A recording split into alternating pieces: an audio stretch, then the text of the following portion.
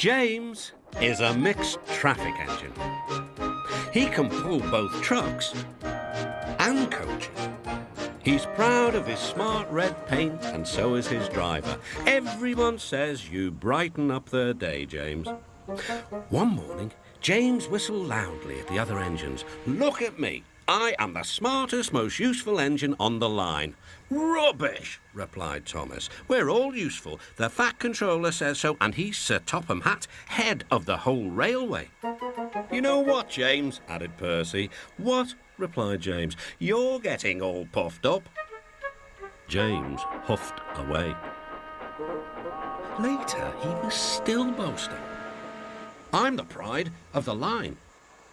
"I saw you pulling trucks today. You're only a goods engine," snorted Gordon.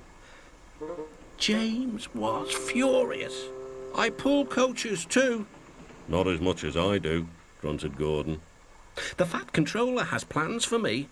James was only making this up, but Gordon believed him. "What plans?" Wait and see." "Oh dear," thought James, "now what'll I do?" Thomas was shunting shining new coaches. "Good morning, James." "Are those coaches for me?" asked James hopefully.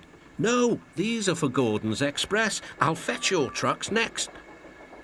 But James was going to play a trick on the other engines. "Actually, Thomas, I'm taking the coaches. The Fat Controller asked me to tell you." "What about the trucks?" Give them to Gordon." "Come on, Thomas," said his driver. "Orders are orders." So when James's driver returned, James was coupled to the coaches and he puffed away. Thomas returned with the trucks. A few minutes later, Gordon arrived. "Where's the express?" Thomas told him about James, and so here are your trucks. Gordon was very cross, and so was his driver.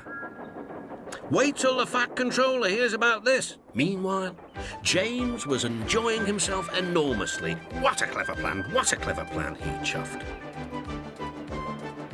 Then he saw the Fat Controller. "Some jokes are funny, but not this one, James. You have caused confusion." "Yes, sir," said James. "You will stay in your shed until you are wanted." The other engines teased James. "I wonder who'll be pulling the express today," said Gordon. "I expect it'll be you," replied Henry. "James is stuck in the shed for being silly."